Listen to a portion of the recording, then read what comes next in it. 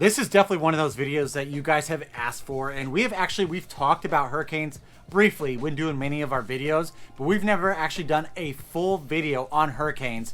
That's what we're going to be talking about, and then also how to set yourself up right in the right place, I guess, when we are talking about hurricanes. Towards the end, Trent, he did experience one of the worst hurricanes that did hit the Pensacola metro area. We're going to be digging into that, the resources you might need, the things that he went through Ivan, but that's going to be towards the end of the video. Right now, what we're going to be talking about is pretty much how often hurricanes really do hit the Pensacola metro area. And I can tell you, just looking at the stats, the last 50 years, there's only been 8 major hurricanes that have hit the Pensacola metro area. I think it dated back to like 1975 or something like that. And if you are living anywhere else in the country, people make it seem like there are hurricanes consistently hitting Florida. Now, yes, we do get hit, but if you're looking at the Pensacola metro area specifically, it's actually only been hit 8 times in the last 50 years. In fact, since the turn of the century, there's actually really been 3 notable hurricanes that have hit the Pensacola metro area, starting with Ivan, then we got Dennis the year following, and then in 2020 we got Hurricane Sally. We actually base Ivan off of a few determining factors when trying to find you guys a house. And Trent, why don't you dig into that a little bit? Yeah, it's just something I look at after going through that hurricane and what kind of a monster it was. Yeah. Whenever I'm looking at a house with somebody, they're concerned about flooding, they're concerned about hurricane damage or anything like that, and we look at the history of the house. If it was here during Ivan, if it was built, if it survived, if it did not flood, I feel very confident in it because that thing was a monster. It would have taken it out. It would have done some damage if it was vulnerable to it. So I'm not, I can't give any guarantees when it comes to hurricanes, but it's unlikely to see something of that magnitude come through. And if there's a house that's living strong after Ivan, I think it's got good bones. Yeah, exactly. And guys, you ask us all the time when we are sitting down with you, when you're really doing that initial setup to purchase a house within the Pensacola metro area, Pete, what are hurricanes like? I can only tell you what this guy says, and he is the expert because he has experienced them here. The only hurricanes that I personally have experienced in Florida is we have a property down right outside of Clearwater, and we've been hit twice since we purchased that property in 2021. That's the extent of my hurricane experience. I've never actually lived through one. I've always seen the Florida man with the flag raising and all that stuff during the hurricane. Outside of that, Trent is our go-to expert when we are talking about hurricanes. Yeah, it's really just it's a lot of preparation. If you prep, take care of yourself, do the right preparation, get the right materials, you'll be fine. A lot of it, I don't ever want to say a hurricane's a good thing, but what I remember positively about them is how it just really puts a lot of people on the same playing field. It brings a lot of communities together to help each other, to look out for one another. What I recall is, a lot of people, these days more people have generators, but back when I was growing up, it was fairly rare, and everybody was going to have to do something with all the food in their freezers. So we'd all go out and we'd all barbecue together, eat up the food together. Everyone would check on neighbors, look out for each other. But it's really all about the prep for me. Yep. If you prep ahead of time and you have all the equipment and things that you need, we'll be fine. Yeah, guys, we're definitely going to dig into that prep here in a little bit.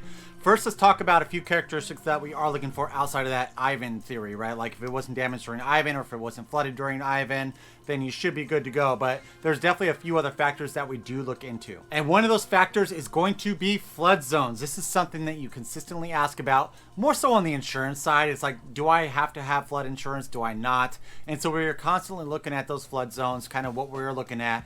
And for the most part, when we are trying to find you guys a property within the Pensacola metro area, we usually look for an X or an X shaded.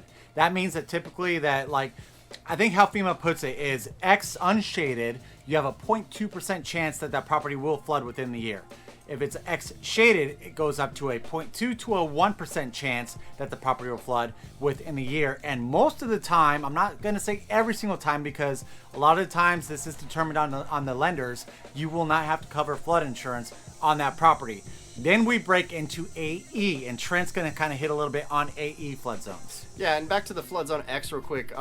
Typically, flood insurance is not required during flood zone X. You got the shaded and the unshaded. It's always safe to get it. It can be recommended, but not required. Times are tight and you just don't want to put that extra money towards it and the low percentage. You don't have to do it. Now, when we get into the AE flood zones, flood insurance is going to be required. And what the AE numbers represent, so a lot of times you'll be looking at a house and you may want to be on the water. You may want to have a water view. That's great.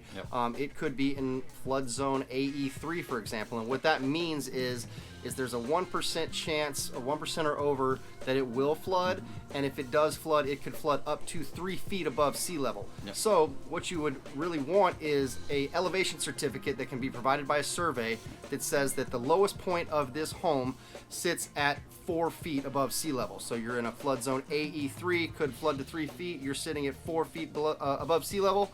You should be good to go. Now, when I say the lowest point of the house being, above the AE3, being at 4 feet above sea level, what you definitely want to factor in, maybe you're building new construction, maybe you're buying an existing home, but you also want to look at where your HVAC, where your condenser is lying, where your electrical panel is. All that stuff needs to also be at that level, because even if your lowest floor is sitting up at 4 feet safely above the AE zone, and your HVAC condensing unit is down there, at sea level, you're gonna probably lose that. Yeah, guys, I'm gonna tell you, when I first moved here, it's just my straight ignorance coming from the Midwest, right?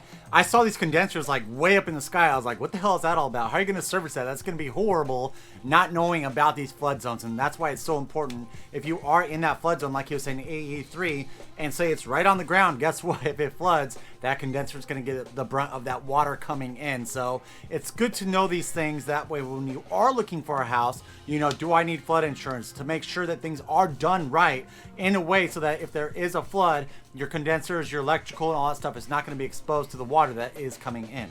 Yeah, because I do have to say, going through these hurricanes, I know a hurricane's bad. I know people have lost a lot during the actual hurricane.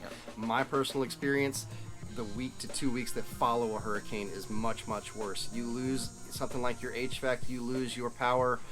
And typically we're in September in Florida, and it is hot, and you are struggling, you are sweating inside. It can aggravate you. It can make people butt heads. You wonder where it's going to end.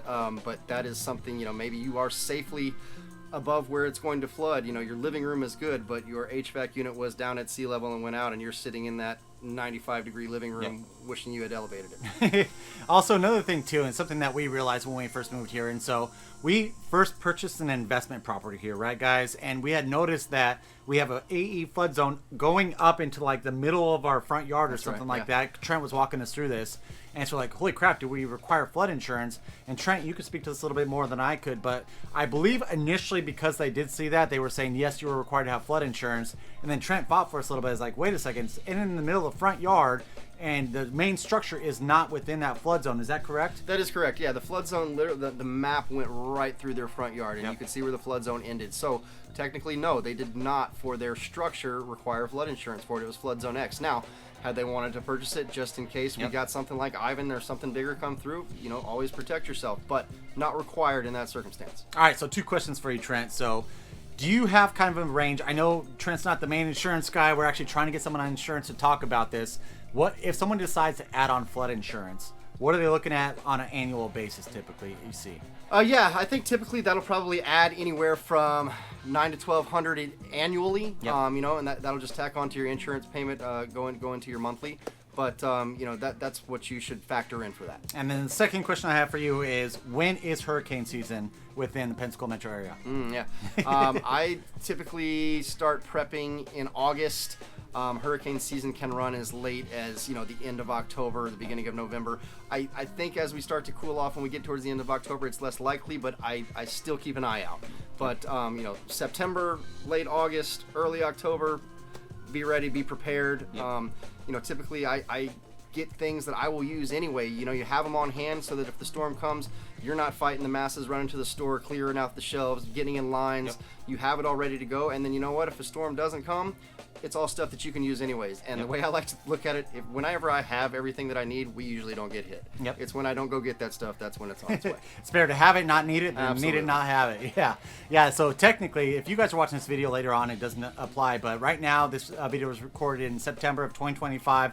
We are in the middle of hurricane season, guys. And so we are always kind of keeping our eyes on all the news, the weather. Hey, is there a storm surge that's coming toward us, whatever. But we are in the middle of it right now. And we're kind of always keeping eyes on those things. Another thing I wanted to factor in before we really talk about that experience during Ivan that Trent did have is pretty much the bridge replacement that did happen. Now, we're talking about the bridge coming out of the Pensacola area. We're talking about, we call it the 3 mile, what do they call it now? The Pensacola Bay Bridge? It's called the Pensacola Bay Bridge officially. Growing up around here, it's always been the 3 mile bridge to me. I still call it the 3 mile bridge. People kind of look at me funny, but that's the bridge we're referring to here, and it's a monster now. I like to think it's going to hold up against any storm that's thrown at us. Again, I can never give any guarantees, but back after Hurricane Sally and Skanska's mistakes took it out halfway through the rebuild, it has been reinforced and built, and it's big, it's beautiful, it's higher than it used to be, it's wider than it used to be. I'd like to think that it's going to hold up against anything. Yeah, that's definitely been one of the concerns you guys have asked us is, if there is a hurricane and I live in Gulf Breeze, can I get out? So it's good to know that they did put in some money to make that bridge the big, beautiful beast that it currently is right now. That way, you know, potentially, I'm sure that if it's in the middle of the hurricane and the ice is like setting right on Gulf Breeze, good chances they're probably going to shut that thing down. But just know that that bridge, there is a good chance that it will still withstand. I mean, I'm not throwing Titanic at it where it's everyone says this is an unsinkable ship, right? But I am just saying that they did put the efforts in to try and make it as hurricane proof as possible. Yeah, they'll probably close it during a storm. They don't want people, you know, getting out there, getting stuck. And again, you know, if the impossible does happen, if for some reason that bridge were to go out again, no, you are not stuck. There is another bridge to the north, and then there's Highway 87 leading north out of Navarre.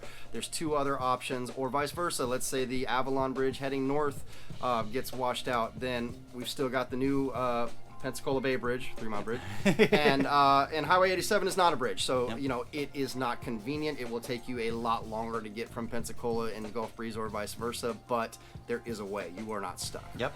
And so everyone also always looks for the hurricane too. So I just want to jump into that real quick because Sally, which happened in 2020, was, I believe, it's the Cat 2 hurricane. It was not as severe as Ivan was, but there was a lot more flooding due to Sally because I guess how slow it was going. Is that correct? Yeah, I mean, the amount of time a hurricane hovers over a area can make a big difference. Yep. If it's moving quickly, it may be, you know, Category 4, Category 5, but it's going really quickly across the land. Yep. It's still going to do some damage, but, you know, it gets in and out. If you've got a Category 2 that just hovers and hovers over warm water, it potentially gains strength and just sits there on top of you, just dumping water, more wind, and it can do more damage.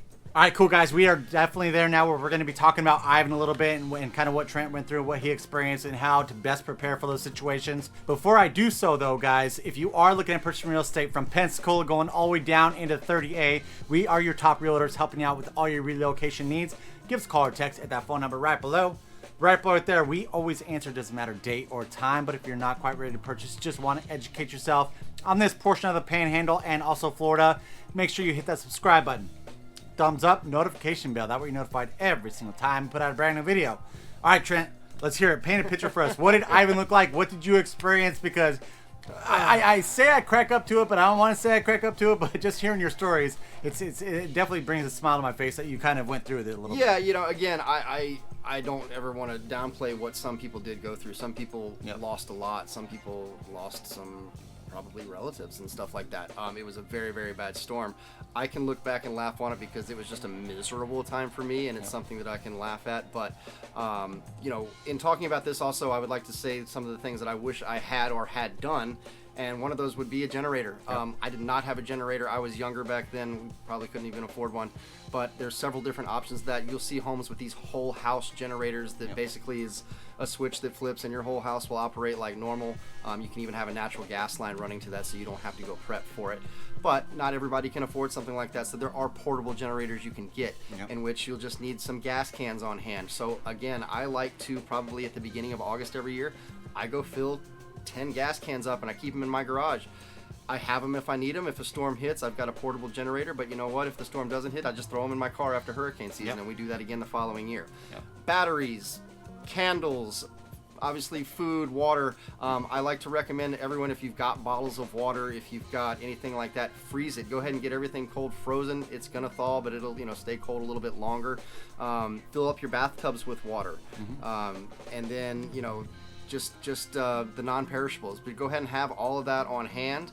And then what I went through with Ivan was, gosh, I think we got almost to 2 weeks without power. Wow. And it was hot. I think I've joked about this on the channel before, but we had actually gotten to the point where we took a fold-out couch into the driveway and slept out in the front yard because there was just a breeze out there, and it was the coolest we could get. Not that it was cold by any means. Nobody could go to work. We took a hunting four-wheeler with a trailer and went door to door asking people if we could help cut and clear their debris for money, for a way to make money. Yep. I believe downtown flooded. I don't know if you're familiar with Seville Quarter and Government Street, all the way up to there. All those businesses were flooded, so we were kind of going down there working on getting that business back up and running, helping relatives' houses, Yep. trees all over, and then. Gosh, for the next 2 years, I feel like anyone flying into town just had a blue view down and all the blue tarps on roofs. FEMA had temporary trailers in front yards that people were living in while their roofs were getting repaired, and it took a long time. There was so much damage and so much to do. It was not a quick process. That one hit in the middle of the night, so that's always a little nerve-wracking when you can hear everything going on out there, but you can't see it. Yeah. When I had gone out to Pensacola Beach, once we were allowed to go back out there after that storm, I mean, I'm pretty sure the sound and the Gulf had connected over that peninsula out there, and I hate to say it, it was kind of pretty what it had done. It had put a whole fresh layer of white sand out there on the beach, but it had also taken out so many structures and so many homes and people's vacation homes and things like that. It was almost like a reset at some parts of that, and it took a really long time to get out from under it. So it is something to take seriously. But again, that was the biggest one that I've been through around here. I would love to hope and think that it won't happen that big again, but we never know. Yeah, we never. That's the thing, is you do never know. And I mean, like, so recently we had, what did we have? Milton, we had Helene, we had Adalia, we had Ian a few years back. And like I said, my property down south in Clearwater, that got hit twice, and not once did any of those hurricanes affect this area up here. And so you can't really say, hey, this portion gets hit more, this portion gets hit more. Obviously, in Florida, the Gulf is going to get hit more than like the Atlantic side, but it's something that we just like kind of prepare for, but we also have those awesome beaches and everything, and you never know. And it depends on where you're coming from. I came from Denver, Colorado, where, guess what, we had to worry about wildfires. I'm like, if you're not living in the mountains, you have to worry about that. That's not true based off the Marshall Fire. It literally came right up near where my house was at, and I was a good solid probably like 50 miles off of the mountain. So depending on where you're at, it might be tornadoes, it might be wildfires. Here, unfortunately, we just do have hurricanes, and something you need to make sure you prepare for and just kind of know what to expect when the time comes. Yeah, and then the few days that follow the hurricanes, you got to factor in. There's going to be trees down. There's going to be a lot of these areas have put their utilities and power lines underground, but there are still a lot of old neighborhoods that have them above ground, and those power lines will be down. An example I like to tell people, if you're familiar with the area at all, is I was living in kind of the Cordova Park area. My mother was living in East Hill. That is normally a 5 to 7 minute drive for me to go over to my mother's house. Yeah. I wanted to go check on her afterwards. I had no phone contact back when Ivan hit, and it took me 2.5 hours to get to her. Yeah. I'd go down one street, there's a power line down, I'd turn around, I'd try another. It's like a maze. Yeah. Trees down on this street, I'd try another route. It took me all day just to get to her to make sure she was okay. So you do have to be careful, and especially if it's at night. You could be walking around or driving your car and drive right into a down power line. So definitely be cautious in the 2 to 3 days that follow. Allow some of the cleanup to start to happen. Yep. All right, cool, guys. So we brought you an entire video talking about hurricanes, what to look out for, what we personally look for when we're trying to find you guys a house within the area. If you are looking at purchasing a house within the Pensacola going all the way down to 30A, make sure you give us a call or text at that phone number right below. Right below it there, we always answer, doesn't matter date or time. But if you're not quite ready to purchase, educate yourself on this area by smashing that subscribe button. Give us a thumbs up and that notification bell. That way you're notified every single time we put out a brand new video. Till next time, we love you. Bye.